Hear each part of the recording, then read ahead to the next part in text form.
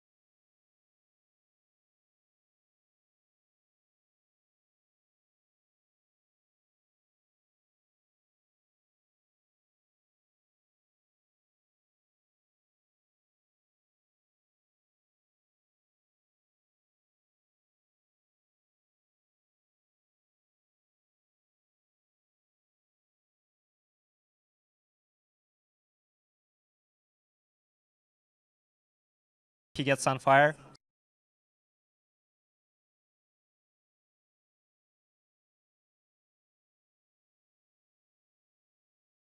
And it is really great engage. And I think that most of our fails and the fail picks are when we lack engage. And about Kennen, we really needed damage. And I asked Edward what damage hero he can play. He said Amumu or Kennen.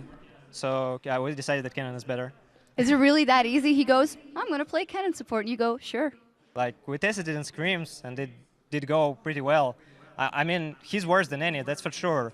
Any top one pick, I would say, nowadays. But I feel that Kennen is really good, and I really like that Edward tried to innovate and bring something new. And the thing is, with all the supports, if you get ahead and snowball, like he did, Kennen got a lot of damage and a lot of CC. And if we are ahead, it's really hard to get back in game. The same thing is with Amumu. Those ultimates are really, really good. Yeah, absolutely. And we love seeing those picks, so just keep rolling them out. Thank you very much. And now it's time to throw things back over to Joe and the Fee Show, as the Latch Master of the day is ready to go. Yo. No. It's been a big day of hard-fought battles, though, Shocks, and to cap it off, we have SK Gaming taking on Millennium. And this is the first time that we're going to see both of these teams in action for the LCS. And for Millennium, the first time that they're going to be playing under that brand new name after leaving Alternate. Now, you can't have the game like this, their first game of the LCS, without having a few flashbacks to the summer split last year. Alternate opened things up going 5-0 and sitting in first position until week 7, as incredible as that is. And on the other side, SK going 1-4 and not having the best start. No, SK didn't have the best start, but if we look a bit on the Alternate side, if we look at the positive, is that Alternate, when they came into the LCS, they brought some new picks with them and a new playstyle. Especially the Lissandra pick they used at DreamHack to go 5-0 with. Nobody knew how to play against that, and everyone was really surprised. So for me, it's going to be a big question is, have they thought of something new for this start of LCS? Well, in terms of new, SK are pretty much new, aren't they? I mean, Candy Pan are the only one that's remaining. They, of course, lost NIF to Alliance. They picked up Enrated in the meantime. Number one, what's Enrated going to bring to this team? We know him, of course, well from his time in Fnatic as the EG analyst for a while. And can they compete with Creaton and J-Ree as a bottom lane? Now, if they can compete with Creaton and J-Ree, we'll have to see. It's a hard one to answer because J-Ree and Creaton had two sides last season. The first start of the season, they were absolutely amazing. They dominated everyone.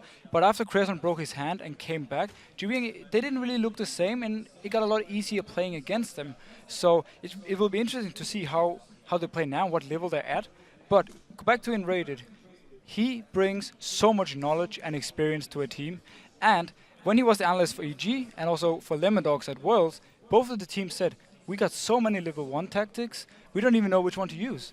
So for me now, it's going to be really funny to see if he has put in some level 1 tactics in SK Gaming, and maybe they can get a head start. Especially since level 1 right now is fairly stagnant. Obviously, it's funny to say that after what we saw earlier on in the day, but generally we've seen a pretty standard start at level 1. 1 minute 30 comes around, you throw the wards out, and then off you go and get things going. On the other hand, though, we've got Jesus in the mid lane for SK Gaming. Now, he's going to be under pressure to really perform here now that they've come into the LCS. Got some big shoes to fill in the form of Ocelot, of course, and he's shown a few cracks before under pressure. Yeah, he has been looking a little bit insecure in some matches, but for me, the turning point in actually starting to believe in him and not see his nerves as an issue is the fact that he could survive relegation.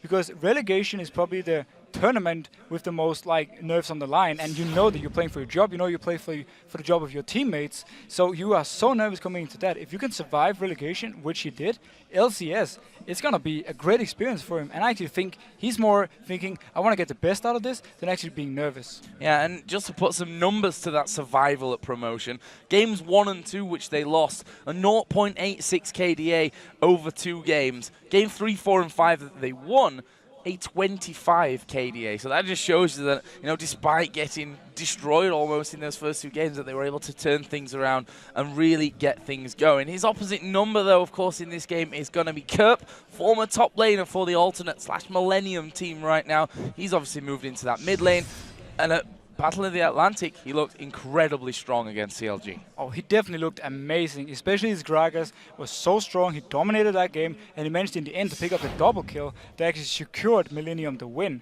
I'm very excited to see Kerp playing, and I also know that he has a very big champion pool, and I expect to see him during the season to pull out a few special picks. And coming into this game, SK are going to be putting a lot of attention onto Millennium's Kerp, that's for sure, as he faces off against their freshman mid laner, Jesus, who is today making his LCS debut. We've been scrimming Millennium a lot, so I think we're pretty confident. They got the same players, but they switched roles. Kerp is a really strong mid laner. Battle of Atlantic, he played really strong. And they saw the teleport to the left actually on the way in, so they can really approach this. Oh my god! That game! What was that? There are new players on the team, but they are all kind of famous. The only thing is not that famous is Jesse's on the mid lane, but he's a good player. My personal goal, I have more, but is to definitely prove that I'm worthy of the spot. I think they could do great, but we'll beat them, I think. a similar story to end the video as what we heard earlier on. I think they're great, but I think we're going to win. It's a 50-50, but I think we've got the edge, which, you know, is the nice way and then the confident way coming straight after that one. Let's not waste any time here, guys. Let's get straight into the starting lineups for these two teams. On the blue side, starting off with SK Gaming. They are, of course, Freddy122 in the top lane, Svenskeren in the jungle, Jesus in the mid lane, Candy Panda the AD carry, and then Rated making his LCS comeback as support. And on the red side, it's Millennium with Kevin in the top lane. We have Aaron in the jungle, Kerb as the new mid laner, Kreaton his AD carry, and Jerry, of course, his support.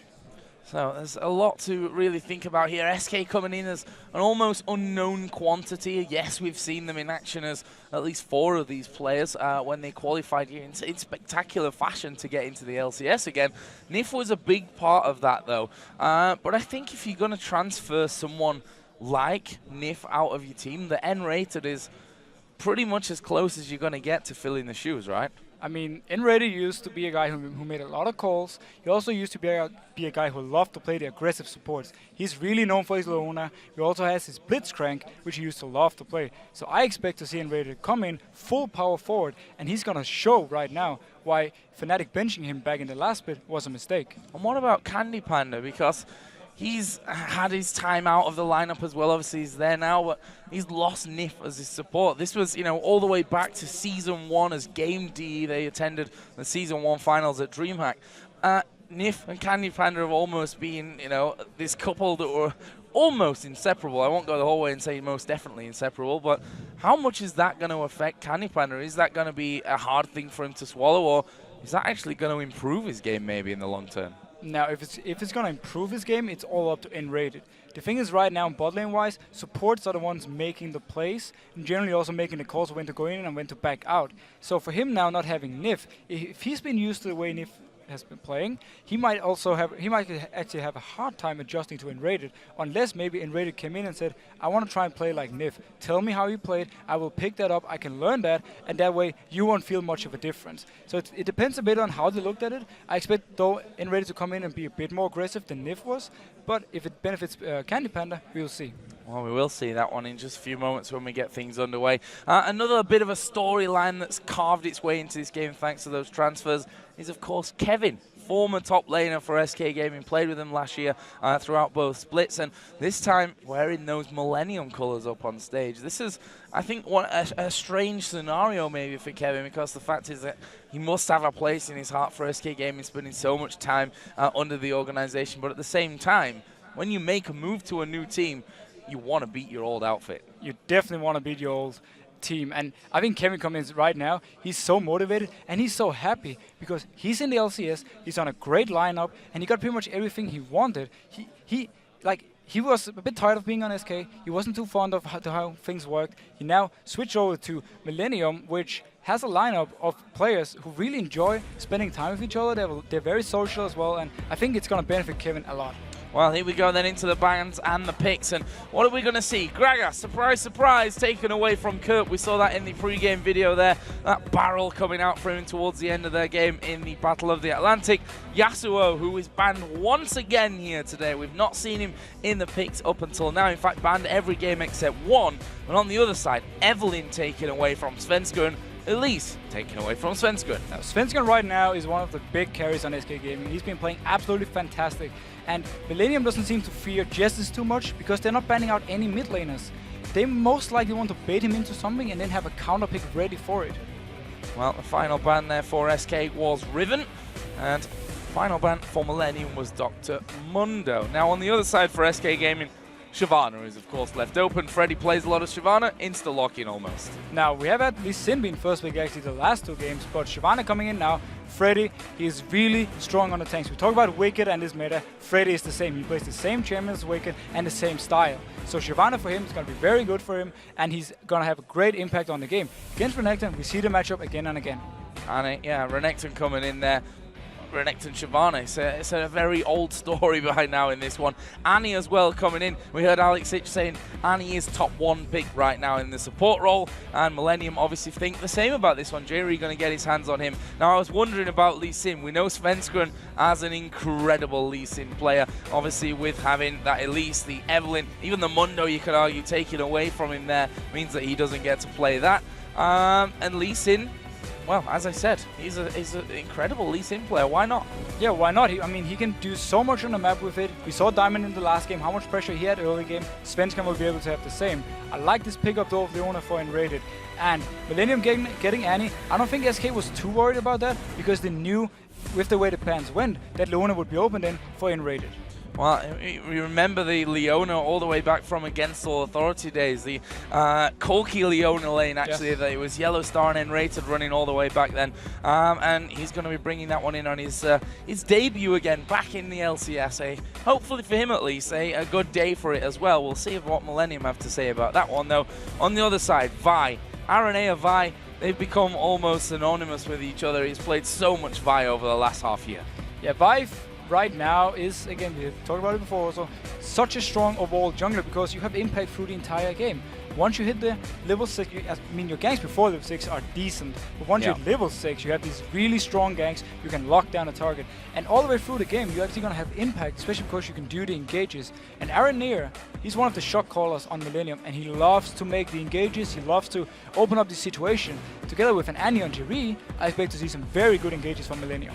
So, he's actually going to be Creaton on Ezreal. Funnily enough, we kind of touched on this one earlier on, that Creaton actually played a lot of Ezreal. Ezreal had his changes, and most people stopped playing the Ezreal, actually, in favor of your Lucian, your Jinx, a bit of Caitlyn in there, but what do you think about Ezreal at this point? I mean, Creaton's obviously very comfortable there. Ezreal is a pick right now that you don't consider one of the strongest, but he's still up there among them. I mean, with Ezreal you can do so many different things. There's so many ways you can build him. In lane, if you should fall behind, you will always be able to farm with the fact that you can just Q against the minions. So Ezreal right now, it's such an open pick, and you never know what he's gonna build. Even the old blue build, which Creaton used to love and cared a lot of games with in last season, is actually still viable if you get ahead early game. Well, we'll see if that works out for them. On the other side, it looks like we're going to be seeing the first, almost talked a little bit too early on that one. Lucian for Candy Panda here. He was hovering over that Sivir for a while, which is obviously so incredibly popular if you look towards Korea, for example. See it like 98% of games, I think, is a statistic on that one. We've rarely really seen it hit in Europe, and not going to see it this time either. That's going to obviously be Lucian, and the Ziggs was the final pickup there for Jesus. Now, Ziggs is one of Jess's main champions. It's a champion he feels very comfortable on, and I know this is one thing that SK really wanted. Same goes for actually Enrated and Leona. They've gotten these, let's say, fairly new players on the team, and also new to this season of LCS who wants to prove themselves on some of their old main champions. I feel this is very strong for SK, and it's going to get some of the nerves away from them. And with the Ziggs versus a LeBlanc though, he has to go for an earlier Fiends to survive the LeBlanc burst. I expect Curb though to really feel comfortable right now, and he wants to pick up some kills on Jessus. And it's funny because I never thought I'd be saying this about a person that plays with a trackball mouse, but Curb mechanically is absolutely top-notch. I don't even know how you can do it so fast with the trackball. Like, LeBlanc, you need to be really fast on the buttons. You have so many different combos you can do with your ultimate, and just seeing the guy doing it on a trackball, it's amazing. Well, let's see who the fans think are going to come out victorious in our final match of the day. The votes are in, and actually SK leading with a 53% over the 47% of Millennium. That's pretty much as close as we're going to get. Pretty much, but I'm a bit surprised though that people opt to go for SK over Millennium. Millennium was in last LCS. Yeah. They fell off in the end, but they started out so strong, and I expect Millennium to come out now and maybe keep up the power that they had from the start of last split. Well, that's something to aim for. They've obviously set their sights pretty high, to be honest, after what happened to them and what they achieved at the start of that summer split. And while I say the start, they were in first place all the way until week 7. A brilliant start that they had. We'll see about it this time, though, around as we get into game for SK Gaming versus Millennium. A brand new roster here for SK Gaming. The changes have come in for Millennium as well, with Kevin moving into that top lane and Kurt then being transferred to the middle. We'll see how they go here in their first matchup of the 2014 season. A lot of pings coming down. That looks like Millennium just wants to scout. They're pinging 5 different places, every entrance to their jungle, which is the standard places to scout. If you just keep it like that at 130, you put down the ward, and that's it, you go back to your lanes. But I really expect SK to have something planned for this level 1. Well, maybe that plan is to not do anything, which would almost surprise us. We always knew that N-Rated loved to craft these ideas of where you go and at what time and where the wards go at level 1. But right now, with 5 wards on the other side for free coming down, that may have changed somewhat. We'll see about that one. Q actually from Svenska and just landing onto Aranea, so they've at least got vision of one man in the early stages of the game in that top side of the map. Actually, Kevin is waiting in the tri-bush as well, and looking at positions, Candy Panda on the top side of the map. We'll see if he actually goes back. No, it's Shyvana that's recalling, so it looks like we're going to see a 2v1. Yeah, SK wants the 2v1. I don't think he has actually spotted Renekton yet, but they do want to decide on the 2v1. I'm not too sure why, but at least now he knows. He just spotted Kevin. SK Gaming, they don't feel comfortable going 2v2 versus the Annie and Ezreal. Instead, Vi and Renekton is a very hard combo to deal with though in a 2v2. If Vi decides to come up, they can actually pick up a kill. We'll see. This is another hard one to call with the changes that SK have gone through, with Millennium looking great at Battle of the Atlantic with this new lineup that they've got, albeit only 1-man difference really. Obviously that change of position from Kerp as well. That's going to be all crafted here in the next 30 minutes or so. Aranea there just getting a bit of a start on the red buff from Kevin, and that will be going down for him first. Lee Sin on the other side, Svenskeren starting his red buff as well. Svenskeren started his red buff, which means he can now move towards the top lane, hit level 3 once he do his blue buff, and potentially try and dive on Kevin. But Renekton is very hard to dive. He's not actually even in the lane right now. If SK spots this, or at least they have an idea that Kevin won't return to lane for the next, say, 20-30 seconds, they can actually fast shove the lane and make Kevin lose a lot of CS on the tower because they early pushed it in. That is taking away those wraiths there. And finally we see Freddy get himself down onto that bottom lane. And, well, there's no one that's going to zone you out probably harder than an Annie with that stun rings swirling around and just meaning imminent death if you get a little bit too close to her. And that's just going to keep Freddy completely out of the action in these early stages. Now, Kevin is a long way away from the top lane, but with the wave coming in now, unless SK actually really hard pushes, as we talked about just before, then Kevin is going to get up there and get all the XP he needs. He already got some XP by going together with Aranea in the jungle. He is still level 1 though. He's going to hit level 2 from the first few minions dying, meaning once he's level 2, it's going to be a bit more of a risky dive for Svenskeren. Yeah, he's level 3 though with double buffs on him, and we see that those minions going down to the turret, and this is very wise play from Kevin there, sniffing out that danger. He's got the ward in there, so not really sniffing out. He was more using his eyes than anything else. Seeing that Sven's going to come up and deciding, you know what, I can't stick around for this one. I'm going to have to back away. That turret is going to take a lot of damage. Meanwhile, Freddy's also been harassed by Aranea down on the bottom side. It's a smart move Kevin put down, so he spotted Svensson coming in, and he didn't risk getting dived. At the same time, Freddy knew with Kevin backing off in top lane, Aranea must have been bot lane. So he just instantly backed out as well. He didn't spot Aranea, but he just backed out instantly, and they were just going to try and trade tower for tower. First turret of the game is going to be going the way of SK Gaming here as they take that outer top lane. The bottom lane is in a similar position though with Aranea there as well, although they're going to lose out the minions here, which means that push is slightly slowed down somewhat. Well, the push continues actually in the top lane. 3 men pushing up there. Aranea is actually going to leave, and now Freddy comes across, and they may just be able to hold on to that tower, you know. Yeah, and Kevin is still level 1 top lane, meaning him and Aranea can fight this. Kerp move up now and try to defend the tower. Might even try and go for a kill when Kevin hits level 2, which he did right there. SK wisely enough just backs out. They got what they need. They shoved their lane out. They're going to reset the whole lane now. Exactly what they needed. Oh, Aranea, they're walking through. Oh, puts a ward down, but actually will get hit with the kill, but Svenska are not going to be able to control him enough there to think about picking up a kill. Might have been different if the Zenith blade have actually landed.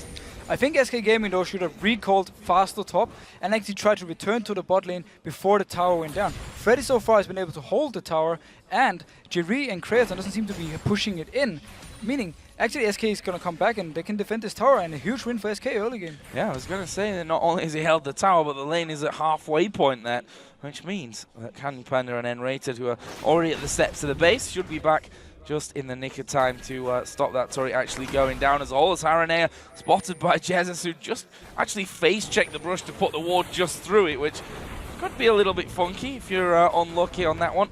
But he uses his satchel charge to jump away anyway. Not really feeling too much pressure from that. Finally, Millennium pushed around onto the turret just as Candy Panda and N-Rated arrive. Yeah. The recall from Aranea bot lane, which meant that he couldn't pick up the bot tower together with Creaton and Jerry, meant right now that SK has pretty much just getting a tower for free.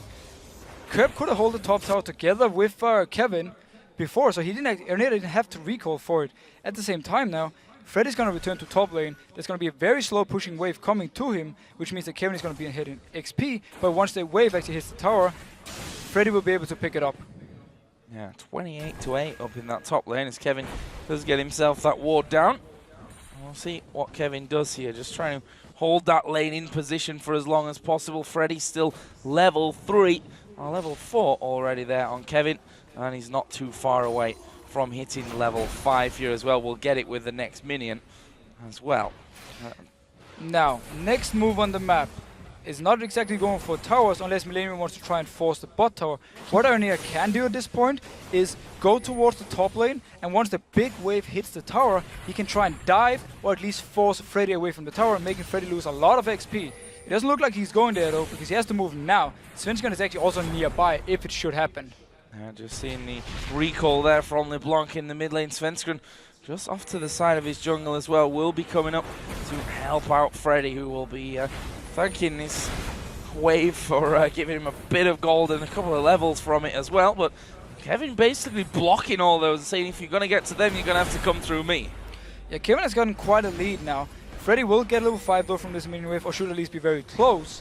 So if we put our attention on the bot lane instead, Creaton so far is slightly ahead of Candy Panda, but it's not too much of a difference right now. And once we hit level 6, it's going to be very easy to see if the team's actually up to go for a fight. I do feel though the Ezreal and Annie combo is a bit stronger at level 6 than Lucian Leona.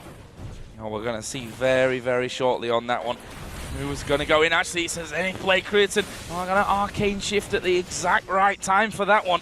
Still no level 6 hit, which Jerry is probably just begging to come down. He's at halfway through level 5 right now, so Tibber's not really imminent for him, which means they're going to have to stall out things a little bit longer to hit that magic point. Smart play by Jerry here. He didn't use his stun, even though N-Rated engaged on him. He saved it in case Candy Panda wanted to go in for the fight. Had Candy Panda gone too close, he would have been stunned by Annie and taken a lot of damage. So smart play by Jerry. He's playing very, very... I'm just going to say, he's playing very good right now. Very, very strong. Jesus, who we talked about in the early game, had a rough start to his game in promotion. Losing those first 2, of course, but the 3 afterwards were pretty amazing stuff by SK as a whole. And they'll be hoping to replicate one of those final games, that's for sure, rather than one of the first 2 in their promotion matches. Right now, this mid lane being very, very quiet, to be honest with you. Kerb and Jesus in that one. Aranea has just actually come through the wall, right on top of a ward, though. And we can see that that bottom lane of N-Rated and Candy Panda backed away. Svenskeren actually coming around to try and counter this one as well. And they have the advantage in terms of position, but look at Jerry. He's hit level 6 now. Now they want to force this dragon because Jerry is level 6, Creaton is level 6, but the bot lane of XT Gaming is not level 6, giving the advantage right now to Millennium. Aranea is tanking the dragon though, is taking quite a lot of damage from it. Oh, and there is Tibbers going down on towards Svenskeren, and he takes a lot of damage from the True Shot Barrage. Aranea picks up Dragon. He's actually going to be able to walk away from that one. And funnily enough, in the end, no one going down. As we said, Svenskeren very low, but low is not dead. Great call by Millennium right here. They knew they had the level advantage bot lane, decided to simply be just going to go for this one. Though, a rule of thumb though, a very smart ward by SK having it in the small river bush bot lane. If you're against a jungler who can actually jump over a wall, you always want to keep that warded.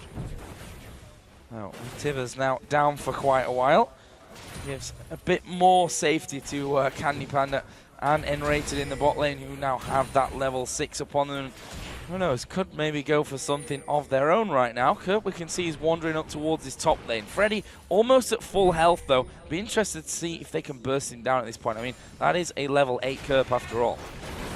It's a very smart move by Sven to come up here. Can he actually stop this one? Well, they're going to go for it at least, and there is the damage, and it was more than I actually expected to come in as Kevin gets kicked back towards the turret, but he's lost the turret aggro, and Kerp now is going to wait for the cooldowns to come in and put as much damage onto him as he can. The blue buff actually on him there, and Svenskred using the dodgers brilliantly to survive. Kerp not quite able to get the tether down. The clone will die, and they'll be happy with the kill at least. Sven's gonna try to flash kick Kevin into the tower. Sadly for him, Kevin had already gone out of aggro range and wasn't tanking the turret anymore.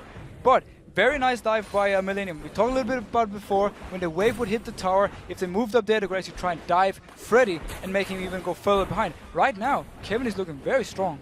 Yeah, and speaking of strong, Jesus here. Zone power of Ziggs being shown perfectly there. Aranea can't get anywhere near the minions, and Jesus is able to wipe them out thanks to his bomb and that satchel charge as well. Meanwhile, SK coming back into the bottom lane. Candy Panda got 2 out of 3 parts of that Trinity Force. On the other side, bit of a mixed bag for Creaton. Yeah, Creaton obviously always engaged. Yeah, this is bad for Candy Panda. You're taking a lot of damage. Actually will use his flash, and Rated looking too tanky really to be followed through with, and not quite the amount of damage I think that Millennium thought they had there to finish that one off, but that might change. Nope, Kerp decides to not come down to bottom. They forced both summoners on Candy Panda though, so it is a win for Millennium. They can even actually try to take down this turret, which they will. Great roam also by Kerp, showing himself a little bit, making SK even scared to stay. Free tower for Millennium right now bot lane, and they've got both summoners down. Oh, Jesus getting pushed onto here. Will the leash it will. The leash went down onto him there, but we already saw Kerp backing away from things, and they didn't take this tower, funnily enough. SK lost a lot of minions to it, but that tower's still alive. SK lost a lot of minions, but Millennium could definitely have picked up this tower. They had no reason to back, except Jerry actually went into ward very deep instead of taking down the tower. So they must have thought it, for them, they rather had more deep wards in the SK's jungle than actually taking down the tower at this point. Oh, where's the next bit of action going to come into this one? Aranea is on the top side, currently doing the golems. If you look at his farm, he's actually a decent chunk behind that of Svenskred. Neither of them have been massively involved into these lanes so far. They've certainly enjoyed their time of farming as well. Meanwhile, Kerp has moved to the bottom side. I think he's actually doing wraiths at this point, stealing them away from Jesus. Taking every little bit of farm he can get. There is the ultimate coming out of Enrated. The culling comes in. Well, Jerry actually went aggressive. True shot barrage. Going to be dodged away from Candy Panda, but he won't get away from that. Meanwhile, in the mid lane, we see a killer piece coming down as Aranea takes out Jesus, and the kill is returned. Great play once again by Jerry. He gets engaged on, no panic, and then as soon as Candy Panda gets close to him, he flash stuns him, and they go for the kill. We talk a little bit about it. The Annie and Ezreal combo, such a strong one after level 6. They have so much damage, and because they forced the summoners from Candy Panda earlier with the tippers, they could pick up the kill now. Well, this top lane, we saw some low health bars and kills coming up there earlier on. And this turret, speaking of low health bars, Creaton's going to let the minions all fall. No, he's not. There we go. Finally dealt with. And Millennium pick up their first turret of the game. I have to feel it's been a few minutes too late for that one. And Svenskred now headed up towards that red buff, but actually goes flying past Aranea. Who's going to be the strongest of this one? Aranea going to get kicked back, but here is the look again at that mid fight. Great gang coming from, actually Kerp ganging. Aranea was in the lane. Kerp comes in from the side. Jesus manages to pick up the kill though. 6 has a lot of damage. A lot of damage. We saw that one bursting down to nothing from a full health bar. Does have that Athene's Unholy Grail in there now. DFG actually done for Kerp. That's going to help his assassination potential. Kerp is definitely going to look for plays right now. He's been roaming a lot so far. We saw him go top lane. We saw him go a little bit towards bot at least to show himself. So I expect Kerp to actually keep roaming, but also expect Jesus to then pick up the mid tower in response, and we'll see if Kerp can manage to pick up some kills, he will be worth it for Millennium. If not, SK can actually win out on it. So he started to fall behind on the CS, but I think we can expect that against this Ziggs in the middle lane. Overall, the gold, he's ahead there. 800 is pretty much the difference between them. We've also got Dragon coming up while we talk about gold difference in just 30 seconds of this one. Now, Aranea uses his sweeping lens. He spots out the ward that was actually there earlier as well when he tried to do the same move. This pretty much looks mirrored from what Millennium did earlier when they took the Dragon. Aranea can ward now inside SK's jungle and put Millennium in a very good position, vision-wise, before the Dragon fight. That pink ward that was down, spotted early enough by Aranea, and he just walks on in. That kills it off. Even going for Svenskeren, who misses that Q. Not really much damage exchange between them, but this is all about positioning here, as that Dragon is going to be coming in soon. They're actually going on towards Svenskeren. And that was the DFG used there by Kerp. Thought if you could get a bit more follow-up, I think. Either way, it's taken Svenskeren down to about 3/4 health, and that's important, having the jungler that low with that Dragon coming up, and that was close. Kerp just managing to get over the side there before things came through. Svenskeren going to get leashed in. Flash comes over. There is a true shot barrage. Dragon was actually taken here. Aranea once again, as were the first one, getting very, very low. And in the end, it's a 1-for-0. Svenskeren goes down. Dragon went to Millennium. Great play earlier also from Kerp here. He went in, poked Svenskeren down, so he couldn't really go in for the Dragon steal, and then as soon as he came too close, he just went on him again. SK going for the mid tower though. Can they actually pick it up and try and get some gold back? Oh, a lot of damage onto N-rated. Using everything, and if that DFG would have been off cooldown, funnily enough, that would have been a kill for Kerp. Well, that's all ifs and buts at this stage. 4-1 are the kills, that's what we can be sure of at this point, and a 3,000 gold lead for last year's strong starters, Millennium. And they're starting very strong again, and I especially like the vision they put up before Dragon even spawns to try and put out gives Kerp situations where he can jump on targets and burst them down and then jump back into the Dragon pit or on the safe side. So I like really the wards from Millennium right now is very timely made, and it's very smart play. Well, we talked about Ezreal and the fact that if he gets ahead here, he can be doing a lot of work. Got that Trinity Force already in there, 2-0 kills. He's a good 20 CS almost ahead of his opposite number, Candy Panda, in this one as well. That's a position that you want to be in. Yeah, very good position for Kraton. He managed to deny a lot of CS by actually not taking the tower. Thinking back about that, pretty smart move by Millennium. They didn't really necessarily want the tower. They knew they could pick it up whenever they wanted, but they just wanted to deny more and more CS from SK Gaming, and it worked. Oh, there's a bomb coming down, and honestly not doing too much damage. Millennium almost out of the circle as that one came in, and looks like it's going to be Jerry actually headed away. And look at Aranea, cheeky going in there, actually using his smite even. Actually, no, that's a light with Svenskeren smite that came out just to make sure that he got that big Wraith. Aranea is feeling very comfortable. He keeps going in for the trades in the enemy jungle. He's not afraid at all. He knows he has backup. Jerry was there this time, and if there had been a fight, Jerry could, Kraton could actually have moved also from the mid lane.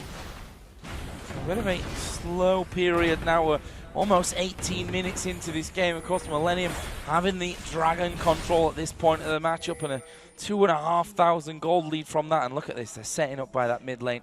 This is where Jesus needs to be real careful, because if Aranea gets a sniff, he's going to ult in, and that means surely you're dead, Jesus. There is the ultimate coming down. Kerp going to dive in there. There's the damage coming through, and Kerp picks up the kill. Great move by Millennium. Aranea actually uses his sweeping lens to make sure there's no ward in the bush. As soon as he sees there's no ward, he just goes full on Jesus. And even with flash, he's still dead. Double jump from Kerp, and also Jerry was there in case it was needed. Really nice play. And that's what Millennium will be happy to do here, get some picks from them. Actually, they're going to kick Jerry back into the rest of the team. The culling coming out. Svenskeren body blocking. Actually, he's on his own team, so that doesn't make any sense. But coming over to shield him anyway. Jerry had used the shield of his own. Kerp was trying to get in there. And in the end, a lot thrown for not really a lot in return as Aranea comes in. There is the stun. Tibbers coming down, but it's N-rated that's really the one in trouble. Millennium might, though, have done enough to force him away from the turret. There is Kerp going in once again, going very, very deep onto things. Meanwhile, Freddy now right at the front of them all, trying to do the damage to get him low enough to pick up a kill. That's not going to happen. But Kevin, he's not finished. Finally, Kriatson joining the fight. This is the world's longest fight here in mid lane. Finally, we get a bit of respite as they realize, okay, we're getting low now, should back away. This is was such a messy fight. Svenskeren did the engage, and Raiden wasn't in range to even to actually follow up on it. So Jerry could pretty much walk out, and then as soon as he felt a little bit danger, he just flashed. So no kill on Jerry from the engage, and then everyone just comes in from the side, trying to make something work.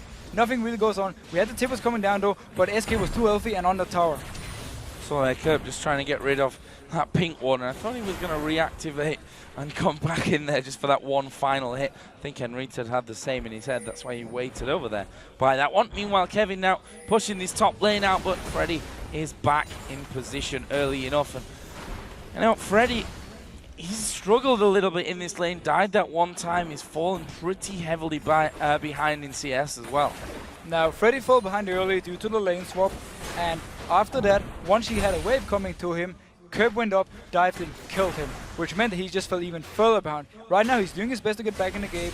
I expect him though to get more and more CS and catch up with Kevin and actually start bullying Kevin out of the lane. But by that time Millennium will probably transition into more teamfight based, or they want to put more focus on Curb catching out targets. Now the pink ward that SK had behind the Dragon, which has been very important so far, is now gone. The Dragon is going to be up in 1 minute. Millennium both times have actually warded that spot. It's going to be interesting, but Leona going in. Oh, going in on towards Krids, and they threw everything in, but it's not enough to actually pick up a kill, and then Rayton gets hit by the True Shot Barrage. He's going to be taken out by Creatine, and well, you have to give the credit there to Krids, dodging pretty much everything. Now Candy Panda in trouble as we see Kirk going straight in onto him, doing a decent job here of kiting his Candy Panda, but with JRE following up. Creatine there as well, no way to get out of it. 2 kills, duo lane down. Enrated and Candy Panda think they have more damage than they actually have. Creatine was in no danger of dying. He had his jump, he used it instantly, and there was nothing more to do for this fight. Enrated would just die pretty much no matter what because JRE was there.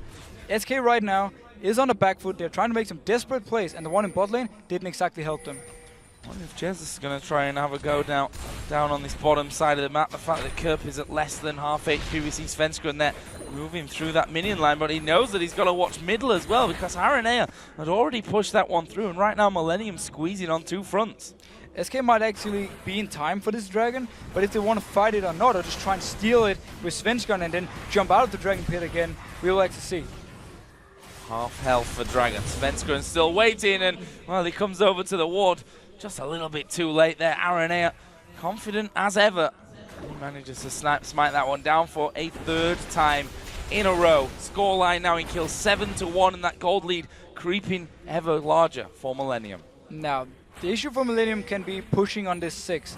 He's very farmed right now, Jesus. He will be able to wave clear a lot. You see Svenskeren going in on Kevin. Not much going to come from it though. No, I don't think so from that one. Kevin lost about a quarter health and backed away. But Aranea's gone low.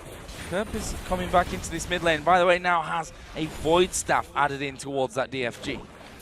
Kerp right now has so much burst. No matter one, he decides to, or who he decides to burst, he's gonna go so low. Even Freddy, I think he wants to just instant burst down Freddy to destroy the front line of SK.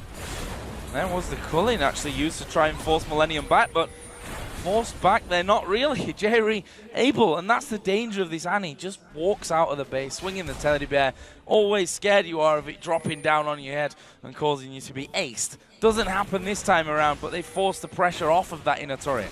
And now Jerry didn't have flash this time, but he wants to do the engages. Aranea wants to do the engaged. If they decide to go in at the same time and land a good Tibbers and a good Vi ultimate, Kerb has all the room he needs to instant burst down a target. Once the target is down, it's going to be pretty hard for SK to actually come back, especially because now we have an Ezreal, which is so hard to kill. We can just kite, deal damage and damage and damage, and we know Creatine absolutely loves to do that in teamfights. He loves to kite it, and he loves to play Ezreal because he can do so many different plays on him. Well, we saw that, didn't we, in the bit of a fight down in the bottom lane where he just dodged everything that N-Rated threw at him. Then was able to turn that back, and they ended up picking up both players in the bottom lane. Now notice the fact that Creatine actually built a Blade of the Rune King as his 2nd item. Once again, this is for killing Shyvana and Leona to some extent. Millennium wants to just destroy the front line of SK whenever a fight starts. Nice top lane. Pretty stagnant by this point, you know. Shyvana and Renekton with the Sunfire Capes in there. Spirit Visage for one of them as well. Always going to become a little bit boring to watch in terms of they're just farming and having that tug of war of where the minion line stands. But this is where it might get interesting. Millennium start to push out there. Well, SK, they've actually already backed away. Over a ward, though, they need to be careful. Yeah, Millennium is in the lead, but they don't really opt to go for any fights. Instead, they have Chris on bot lane right now pushing. They knew they could defend the tower without him, and he's going to pick up a tower. And Freddy was a little bit asleep, I think, from that one. I'm not sure exactly what he was thinking, but he's trying to get away around the corner. Kurt picks that one up, and that's one less man to defend. Actually, the bottom tower did survive, and that's purely because those minions went. I'm pretty sure Freddy was already looking at what items to build. He didn't actually see Aranea coming close to him, or Jerry coming close, and ended up dying for it. Good use of 6 ultimate though. We talked about in Champ Select how you can clear the side lanes and you can stop pushes. Creatine could have picked up the tower though, but decided not to. Yeah, and the fact that he did pick up that cowl just as he died there, Freddy, tells me that he probably was having a bit of a nosy at the shop already as he headed on back. But that kind of thing can happen. Maybe showing that he's taken his eye off the ball somewhat. Concentration is what SK are going to need if they're to get back into this game. They're close to, well, I say close to, they are 5,000 gold behind. Yeah, it's just a matter of time right now, though, for Millennium to when they decide to fight. So far, they've been a bit scared to go in for the fights, or actually just very comfortable in their late game, so they don't mind extending the game. Creaton, obviously, once he finishes his last Whisper, is going to hit a very high power spike versus whoever comes close to him. Kerp as well, who now has another blasting wand added in onto that DFG and Void Staff from earlier. You don't want to be the target that Kerp sets his sights on. And I think pretty much Shyvana is the one that'll probably be able to survive there at this point. I say probably because it's not just going to be Kerp. They're going to be following up with everything they've got. No, it's actually going to be very hard for Freddy to go in. Even for Svenskeren to go in and try and make a play, if he gets locked down fast, he might instantly die. And right now, look at the items on GV though. He has his Talisman, which is the old Shurilia. He has mobility boots. He has so much speed. If he decides to start a fight and someone is caught out of position from SK, he's going to land a stun on them. Yeah, doesn't really need the flash, does he? And it's pretty much just N-rated that can stop him from getting in there and getting everything on top of the team. One thing I guess they do have going for them in this scenario, though, is that wave clear once again of the Ziggs to stop them really getting close to having a hit on the turret. Ziggs right now is extending the game a lot. He can keep wave clear in the side lanes as long as he has his ultimate, and at the same time, whenever he's in the mid lane, he can just clear and clear and clear. SK do not really gain too much from it though, except for Crescent actually almost going down. Yeah, taking a lot of damage. Svenskeren actually having a look there as he gets away from the minions, trying to get that Q back off to follow through, but that doesn't work out for him. And now Millennium, the ones that will be backing away from this one. That gold lead ever increasing as look at that. Freddy is supposed to be the tanky man in this team, and Kerp almost finishing him off. Your tank almost died from one combo from Kerp. That signals what's going to happen when the rest of the team is there and you try to jump in the face. Millennium is going to wait for the next dragon to spawn and then wait. Oh, X engagement. Yeah, they're going in on towards Jesus. He has to flash away. Will they be able to lock him up? Good ultimate there coming out of N-rated, but Kevin has already worked his way through. Jesus going low. There is Tibbers to finish off the fight, and that is Ziggs out of things right now. And with that dragon coming up in 8 seconds time, that's surely a pickup for Millennium. We talked about this before. Once you get caught out of position by Vi, there's not much you can do. The ultimate will follow you even if you decide to flash it instantly. Great pickup by Millennium. I was actually expecting him to wait for the dragon, but Aranea spotted 6, 2-0 extended, and went for the kill. 20 seconds until he's back up here as well, which means no ultimate to clear out waves and stop any pushes on towards this. Sorry, Svenskeren going to get burst down. Aranea finishes that one off. Freddy's actually in the middle, and he's managed to pick up the kill on towards Jerry. But meantime, Creaton is hammering away on the turret and will finish that one off. That's 2 turrets plus the kills coming down from Millennium. They're going to be able to back away, but will they feel safe enough to stay for Dragon? I think they can go for this dragon. 6 is still in base, and they have the position for it. No, funny enough there, and Red actually engaged onto Jerry, and Jerry's Molten Shield, his E, made him get aggro from the tower, so he actually died to Freddy afterwards because he got so low from the tower. Oh, not the ideal scenario. Credit to SK though, they actually pushed back up that mid lane there as they lost the turret to pick up their second of the game. Gives them a bit of gold back, but they are slowly but surely, we're really, really close to a 10,000 gold lead here for Millennium. Yeah. Oh, Kerp going in. Oh, Candy Panda, is he going to get away? The flash, just getting him out of range there of Kerp. But I don't think Kerp's given up just yet. Those cooldowns going to be coming up pretty quickly yet. Candy Panda going off to the side. Kerp decides not to chase in too deep to that vision, into the jungle without much vision. Now, the game keeps going longer and longer because of the wave clear GSS has on 6. SK is not actually getting any closer, though, to Millennium and Gold, which is a bit of an issue. Millennium right now is just playing very careful, taking everything they can, slowly taking down the towers, not diving or anything. They don't want to take any chances, and it's smart, but in the end, I feel like they can try and make a big more plays. Oh, and Rated, he's going to get tethered up from this one. Will they throw Tibbers in there? Nope, the stun coming through, though, in the end, and not used there, Jerry. I think wise to lock down the support. It was, yeah, a kill's a kill, but not really the ideal target that you want to be throwing something like Tibbers at. No, Leona is very tanky at this point, and obviously you want to try and hit more than just one person with your Tibbers. Generally, again, the Vi LeBlanc combo that Millennium has means they can go for the kills on SK when they are overextended. But right now, SK is just standing so safe at the tower, and they're just going to stand clear.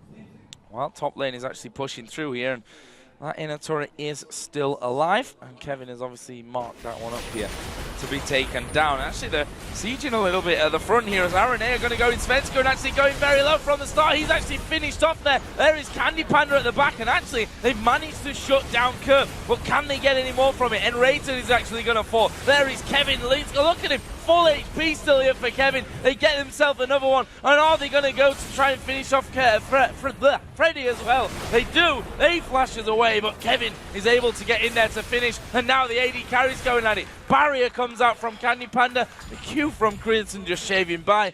Either way, it's a 4 for 2. And that turret, I'm not sure it's going to last. It's not going to last for too long, though. Candy Panda will come back and try and defend it. He should be at least hold the inhib turret. Curb this fight, instant bursted down Svensson, but right after he actually died to Candy Panda, so it was a good trade for SK there. And Ready decided to go back in the fight, though he was very low and he didn't really have anyone to follow him, so he pretty much just went into his own death. Oh, you can see that one here again, and Svenska caught out before anything could happen. Notice the damage though from the back on Svenska, and here comes the engage though for Ingrated. Nobody really follows him except for Freddy, but it's kind of half-assed attempt. And instead Kevin coming in the back line, goes on Jesus, he's full HP, he can tank the turret, and they can simply dive this from here on. Great play by Millennium, and Kevin coming in, and he's been really strong this game. Yeah, and pretty much meat shielding the entire culling as well, which, you know, to tanky Renekton like that, doesn't do all that much, and that Q may just have been enough to finish off on that one. But that means, of course, another turret for Millennium. 14 to 4 in kills, and there's that 10,000 gold lead. And now Millennium can just go 5 people down if they choose to and get the inhib down mid. But they might again try and focus on trying to catch out a person from SK, maybe try and set up a Baron, and then wait for someone to SK to walk a little bit too close. Vi goes in, and Kerp follows with his insane burst at this point. Well, he's just headed back to pick up his blue buff. That cooldown reduction, something that is only going to play in his favor. He's got that, almost got that Rabadon's death cap now added in. Obviously had that blasting one a little bit earlier on when I touched on that. Now has the needlessly large rod in as well. On the other side for Jesus on 6, Rabadon's death cap, Athene's Unholy Grail, Void Staff for him as well. If we look towards the tanks, we can see that Kevin on Renekton, Spirit Visage, got the Randuin's Omen now with that Sunfire Cape, and now he's moving a bit more damage item with that Brutalizer. Yeah, decided to go for the Brutalizer. I like this more than the normal mortars we saw earlier today from Wicked. It gives him a slight damage boost. It means that he can actually try and put a bit more pressure on Candy Panda and Jesus, but necessarily killing them alone is not really going to happen for him. Well, he's got more armor than we care to believe at this point.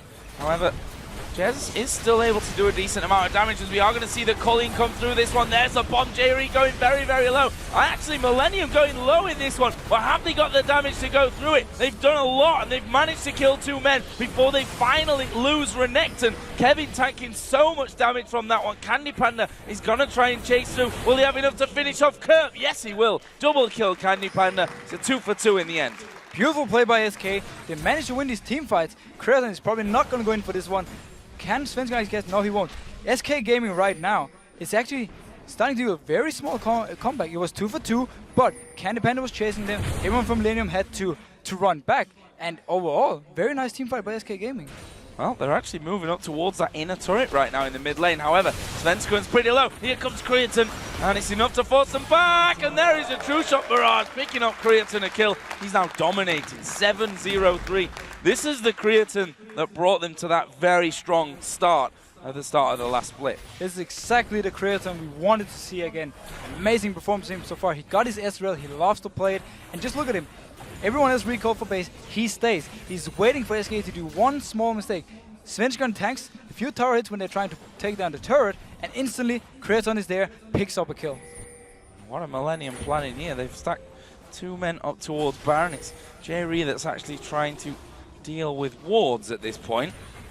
And they just want to warn SK away from even thinking about Baron right now. They tried to do the same engage they've been doing a few times before, where Aranea rains around the corner. Once he sees someone going out in the mid lane to try and take a few CS, he jumps in and picks up a kill.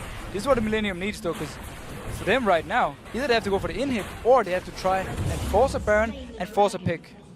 Another dragon there for Millennium, their 5th of the game. 12,000 gold now they lead by 5-2 in turrets, 17-6 in kills. And it's funny when you run those numbers and you look at how close that last fight was. Yeah, it actually shows how well SK was team fighting and how good that combo is in team fights. Shyvana is going to get harder and harder to kill for Millennium, even though they have a combo that can actually kill her fairly fast now. Later in the game, she's going to be harder and harder to kill, and you don't really want to use your LeBlanc burst on the tank. Oh, we can see it. Millennium are trying to squeeze themselves in there once again. The poke, Jesus, is becoming a real problem for that. Inhibitor, of course, is a very juicy target as we see the Culling coming in from the side and catching pretty much on towards Aranea. There is Freddy going right down the middle. Actually, Aranea getting caught out from this one as True Shot Barrage does come across. The ultimate coming out of Ziggs wasn't all that effective, but they're not done with this one. Svenskeren goes in. Assault and Battery goes down onto him. It's Creatine that picks up that one. He is now godlike, and a lot of the SK members here very low. Will Creatine be able to finish this one up? Candy Panda low. There is the dive in from Kerb. He finally does get finished off. It's Jesus that gets that kill. Well, they've surely done enough here to finish off this inhib. There's another bomb from Jesus. Won't be enough to get them away from it. And finally that inhib goes down. Now SK starts off by both Freddy missing his ultimate and then Enraided afterwards with missing his ultimate, actually not hitting a single person with it. Yet the fight is only 2-for-1 in favor of Millennium. Svenskeren right here. SK actually had a pretty good start to the fight. Everyone was still alive. Millennium started backing off. Svenskeren decided to try and go in, and he went in too deep and simply got bursted down by the combo we talked about with both Creatine and Kerb using everything on him. Anyways, another look at that fight, and look at Freddy's position. Notice Freddy coming in here. Boom. Doesn't hit anything. The only ultimate doesn't hit anything. Now, going in now is Millennium. Aaron actually doesn't even use his ultimate. He saves it. He waits for someone from SK to overextend. Svenskeren thinks he can go in.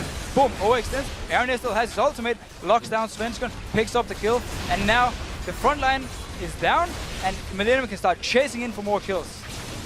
Which they did manage to do there. And watch Kerb here from the back, as he's the one that managed to finish things off. And, well, masses of damage across the entire pack. And actually it was an auto attack that killed him there. And we saw him following the whole way back. A little bit unlucky to die to those, but I think a thankful kill coming out in the end for SK Gaming. Right now, though, it's Millennium that have got positioning here on that Baron.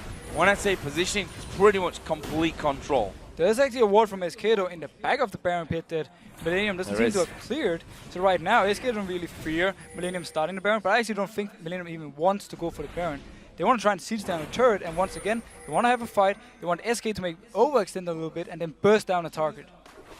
Well, I think Kerb's position might be a little bit obvious here if he waits off to the side. It's definitely obvious when you stood on top of a ward, that's for sure. And he'll know that now as he gets blasted by Candy Panda. We did see True Shot Barrage thrown down to the bottom lane.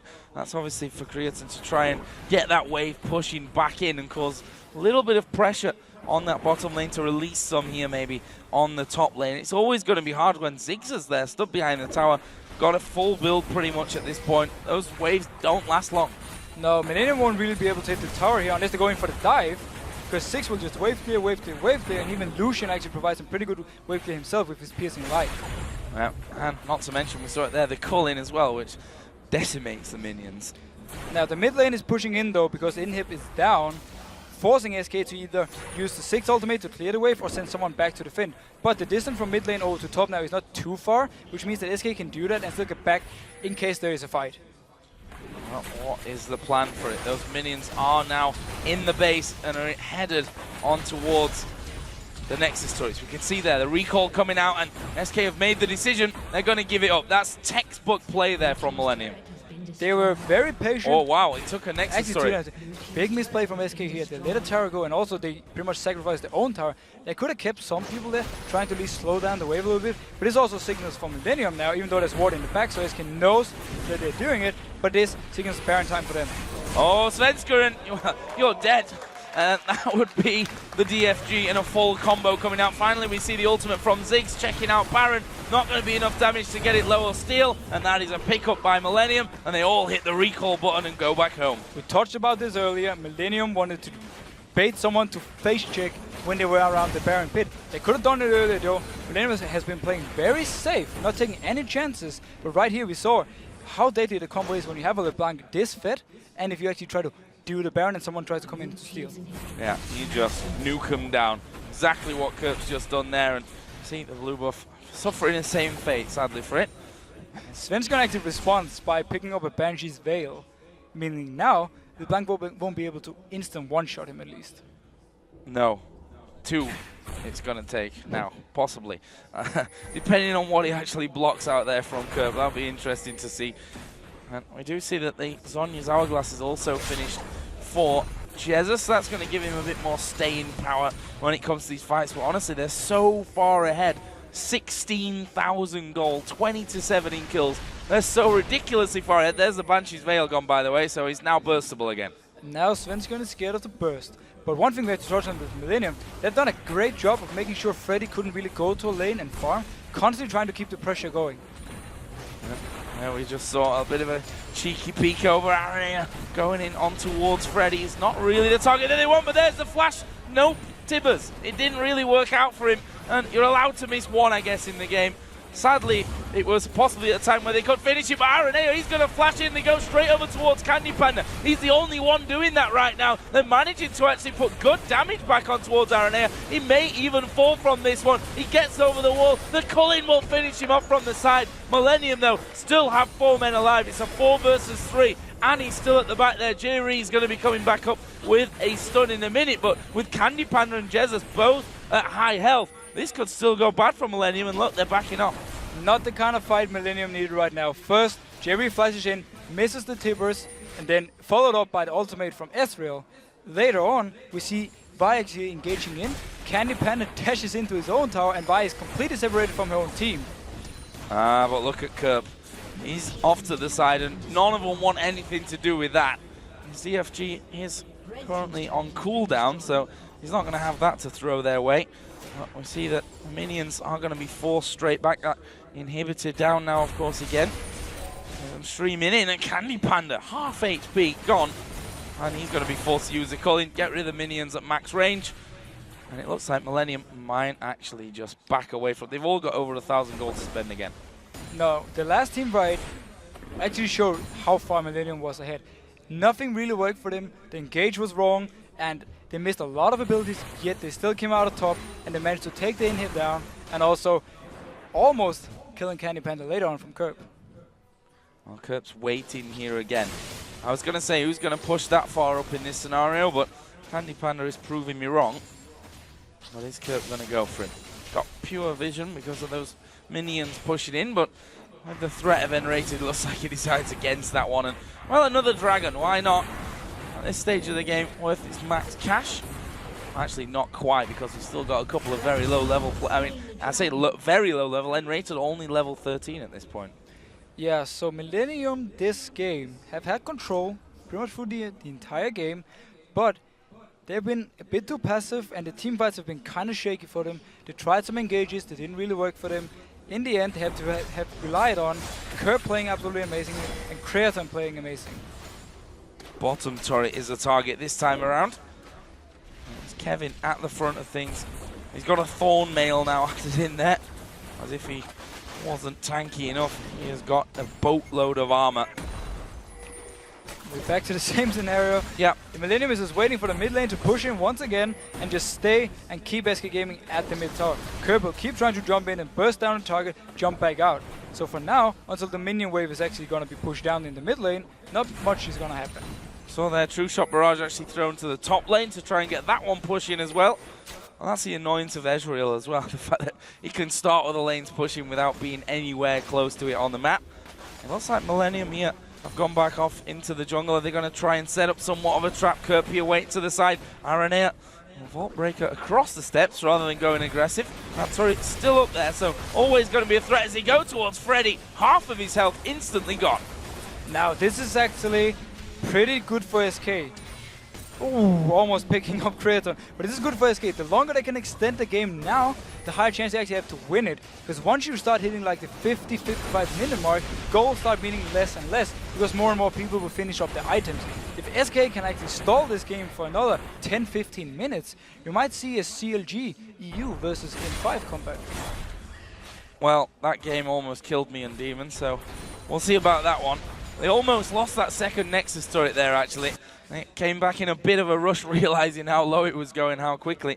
With Super Minion streaming down that mid lane. And we've got 1.5 minutes for Baron. And to be honest, the safe way here for Millennium is to wait that 1.5 minutes. Yeah, and I expect them to actually wait it out. They're probably going to ward around the Baron pit and wait for, or not the Baron pit, but just Baron in general, and then have Curb standing ready if someone should go in there to check. If SK wants to try and get a few wards out, Curb will be there and he will instant burst down a target. Well, they're trying to push out somewhat, but those Super Minions causing them the problem. And Millennium have got 3 men currently sat in the SK jungle. We've got 1 minute until the Baron comes up. Ezreal and Renekton headed in from the backside as well. Picking up the extra little bit of farm here. Not that it, as you said, really is going to be mattering anymore in this one. Creaton, who's sat at 806, is pretty much fully built now. He is fully built, almost completely. He's going to sell his boots at some point and pick up a Zephyr. But right now, Jess is actually almost always also full build. He's stitching out a lot of damage and he's doing a very good job wave clearing. Well, it's probably the Baron that they're going to need to have a steal of here, SK. And maybe another 2 after that. That's how far behind they are at this point. Oh, have a good team fight. We're at 46 minutes into this game, we shouldn't forget. Yeah, the death timers are so long right now that if SK manages to win a team fight, they can push it back into Millennium space and pick up a few towers and maybe even an inhibitor. Well, that's a long way off. I'd be very impressed if we're able to see that coming out of SK Gaming, but let's not count it out just yet. We've got 5 seconds though until the Baron comes up, and Millennium have already backed off. They've got full vision control of the enemy jungle, and they're going to take the Baron here. And SK don't even care about Millennium taking this Baron. They know if they move too close, Svenskon did it before, Curb is waiting in the wings and he will burst you down. So they're just going to let Millennium get this Baron for free and just keep stalling for as long as they can. The big question is now, do they give up the inhib mid lane, which is not protected by a tower, or do they actually try and take a fight? Well, the thing is, if you give up that inhib, it's not like they've got much behind that either. Only 1 Nexus turret left really to fight for. That Baron now on for Millennium. The gold, sad to say it, approaching a 20,000 lead for Millennium. We can look at this a different way as well. Millennium not being able to close out the game at this point. That could come back to haunt them. Maybe not in this game, but further down the line. Yeah, it's a bit about what I was talking about before. Millennium has looked dominant, they look strong, but at the same time, they have such a huge goal lead and they haven't been able to finish the game. That doesn't exactly signal too many good things going in later, but they're running a pick comp. It's pretty hard to team fight with a pick comp unless you have like a direct target to burst. Right now, the front line of SK is not exactly dying straight up from the first burst. No, more waves coming in, more waves pushed straight back from Ziggs and Lucian. His bottom lane is maybe the natural target here. As you said, though, that inhibitor had respawned a little bit earlier on. I feel like we have seen this scenario before. About 300 times. Millennium is waiting outside, they're waiting for the right opportunity to go in. They don't really want to go in and poke too much on inhib itself because they're afraid to engage, and then Curb jumping in, nothing happening, just checking. Just checking. See how much damage he can do to N-Rated at this point. And there we see him going on to Candy Panda. A little bit more damage coming out this time around. Millennium going to try and squeeze their way in for the inhibitor. Culling coming out there. Kevin trying to bully them at the front and let the damage coming onto the inhib. And they've done it. They've managed that job. I'm guessing that the bottom lane is now going to be the next target from this one. The wave is actually pushed quite far up the lane, so they're going to have to go jogging all the way back up there or wait for their own wave to start pushing through. Now, the bot lane tower is still on full HP, but what they need is for Curb to do the exact same thing he just did now. He needs to find a squishy target, burst them down so the guy has to go back to base to heal, and then they can go in and push on the tower. They do not want to go in 5v5 and hit the tower, and at the same time, they don't really feel confident enough to dive. Well, the good thing is it might be 5v4 soon on this bottom tower, because as those super minions come down, we saw the damage they did before. Someone's going to have to defend that single Nexus turret that's left standing here for SK Gaming. We're about to hit the 50-minute mark in this match as well. I like the position by Curb now. He's behind the enemy lines, and he's going to be a lot harder for him to deal with other than him just jumping the wall. Oh, he's like, no. I really wanted to go in and start a fight. Well, he forces Candy Panda away from it, and that's what he's aiming for. The turret going very low, and actually, no, not quite finished off. They hold it for now, but think it's one auto This is attack what here from Millennium needs. They Creator. can There dive we this. go. So let's go. He's going to surely go down. No, safeguards off on towards Jesus. Can they finish off? True shot barrage comes through. That's not enough damage, but look at Millennium. They've lost Annie already, but that's surely not going to be enough from them. Freddy picked off there at the back. The healing from the base as they get another one. Kurp here gets his clone popped, and SK have actually got 2 for 1 at this point. They've held them off, for now at least. SK actually won the fight 2 for 1, mainly due to the fact that they could heal in base. They kept the Inhibitor alive for now. Will Millennium be able to pick it up? Yes, they took it down. Inhibitor goes down. You see Kurp goes back. Actually, Kevin taking a lot of damage here on that front line. Svenskeren going into him, and here comes Kurp once again. That'll be a double for him. They may try and finish off right now. Svenskeren does get tethered up, but he's already on the fountain. Still alive from this one. The Nexus turret, though, is at less than half, and look at that. Shredded down pretty much instantly. Svenskeren comes back out again, and we see Millennium focusing on the Nexus. Kevin going low. Kurp is very, very low as well, but they finish off there. The ace coming in, and that will be Creatin's 10th kill of the game, and Millennium's first win of the season. And we have to agree, even though it's a long game, and SK Gaming has a good team fight, they were never actually close at directly winning the team fights. The carries from Millennium, they kept themselves alive, they were kiting, and they were just waiting for the moment for SK once again to overstep and then instantly kill them. A very controlled game, I think, from Millennium. And Too controlled. Too controlled. You know, you can't do that every single time. Maybe it's only 1 out of 5, maybe it's a little bit less, a little bit more, but sometimes you're going to lose a team fight 50 minutes in when you think you've got full control of the game and you're basically not. That's the thing. I mean, we saw Millennium in one of the team fights where they missed pretty much all their engages. It almost went in favor of SK. Had that happened, very late game where, let's say, 55 minutes, more items on the SK side, really, not really more items on the Millennium side because they're already maxed out. SK could actually maybe have turned the game around. But all in all, we have to look at the fact that Millennium, even if they lost some of their front line, they still had Kurp and Creaton alive in most of the team fights, ready to pretty much clean whatever came in their face. Well, Creaton, again, just to look at his scoreline, 10-0-7, approaching 500 minion kills in there as well. And with that Ezreal that everyone thought, I was wondering, is he going to be picked here? Is Creaton going to go to that one? Aren't we going to see the Jinx, the Lucian coming out for him? But no, sticking with what he knows, and you can see his comfort on it. We saw it when they got those 2 kills in the bottom lane, and Enrated threw everything that he had at him, and he just dodged everything. Creaton knows everything about Israel. He knows he knows how much damage he can take, how much damage he can do at any stage of the game. So he was pretty much waiting for Enrated actually to go in on him there. He knew he had Jerry also as the backup, and there was not really any case of him dying if they should have gone in and even stunned him there. So smart play by Creaton all around. He knows exactly how to teamfight on this, and Millennium knows how to teamfight with Israel. And I also want to give a bit of a shout out really to Kevin, a man who, in that SK team, aside from really maybe one game, he was, solid. Solid play in the top lane. Pretty much always that we've seen Kevin. This one again, 400 minions, 4-1-12, complete tank. Finished himself a Black Cleaver there for a bit of damage at the end, but didn't really miss a beat. Not at all, and that's Kevin. I mean, he will always get the job done. That's how he is. This game, even though he were next on versus Shyvana, he managed to always keep the pressure on Shyvana, and he managed to actually set up some good dives or dive opportunities for Millennium. One of them they took advantage of, they got the kill they needed, and they kept keeping Freddy behind, and they just didn't stop. Well, while we're talking about Kevin, we can send things over to Shox and Quickshot, who've got him standing by for a chat. Thank you very much, guys. Kevin, first things first, happy birthday. Thank you very much, Shox. I want to ask, were you guys waiting for the turn of the Millennium to win the game?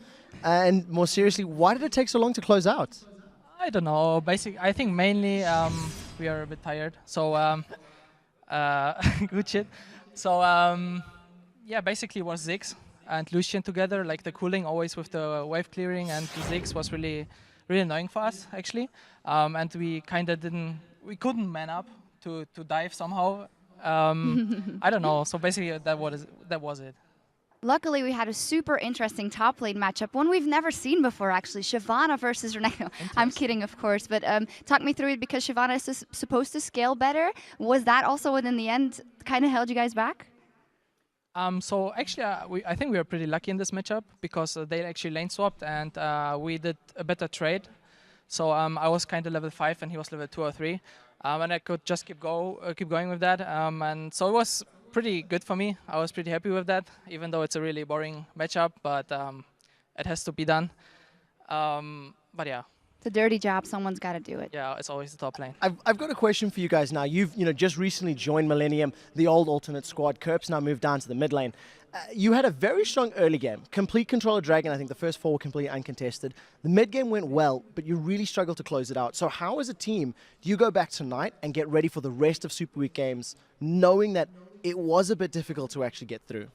I think we're pretty confident that the next games will be way better, that we can close it out earlier with such advantages. So I think we won't think too much about this. We are still confident and we trust in ourselves and the team and the synergy, and I think we will keep doing good. Yeah, you can celebrate the win and your birthday tonight, of course. Thank you very much, fellas. And now we're going to send it back over to Joe and the Fish Show to wrap things up. Thanks a lot, Shox. And we are going to be looking at where every team stands at the end of the opening day. And I'll tell you what, it's been a pretty fantastic one that we've had as well. And after that full day of 6 games in the Super Week, Fnatic currently stands as king of the hill in first place with 2 wins and 0 losses. There's a tie for second with both Millennium and Roccat coming away with 1 victory each. Then it's another tie. Feels like last year, this, doesn't it? Another tie for 3rd place with the Copenhagen Wolves and Gambit, both coming away with 1 win and 1 loss. And it looks like yet another tie in 4th place. We have both SK Gaming and Super Hot Crew finishing with 1 loss after 1 game. And unfortunately, bringing up the rear in 5th place with no wins after 2 games, we have Alliance. Ties all over the place. It wouldn't be the European LCS without a few ties in there, would it? And of course, those standings are sure to change tomorrow as we roll into day 2 of Super Week, and we're going to be kicking off the action with the Super Hot Crew taking on Alliance. Then we'll be moving into Fnatic, the league table leaders, against SK Gaming, old El Clasico for you there. Millennium then taking on Gambit. And we finish the day with Copenhagen Wolves taking on SK Gaming, and then we have Team Rocket versus Millennium. Yeah, we're all going to be kicking off the action here at Wednesday, or on Wednesday, which if you're in Europe, that's still today, but at 7 p.m. Central European Time and 10 a.m. Pacific. And immediately after those games, the adrenaline continues as the EU Challenger Series begins. You can head over to lolesports.com and click on Leagues and Tournaments, where you can get all that information about the series, including this week's playing games, the brackets, and a lot more. And speaking of the EU Challenger Series playing, let's take a look back at some of the action from today's games. Now, Pulse Esports managing to take down Revolt Gentlemen Esports Club. Very long name, I love it though. Eyes on You managed to take out Test Your Limits 2. There's a lot of rhymes even in this one. Unicorns of Love, another great name, have managed to take down the Frozen Riders, and Team Kappa Prime wins over Biskvitki Sakuvska. Sorry guys, my tongue doesn't do those kind of names. And Gamers 2 have defeated Spinner Gaming. And with that, that concludes our opening day of coverage here at the LCS. For myself, Deficio, Demon, Quickshot, Shox, and the entire broadcast team, thanks for watching guys. We'll see you back here for day 2 of the 2014 LCS.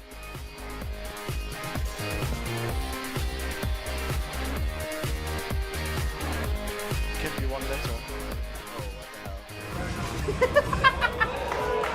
This time around, there's the shockwave pulling in the rest of Gambit. Gambit are dropping like flies. It's a triple.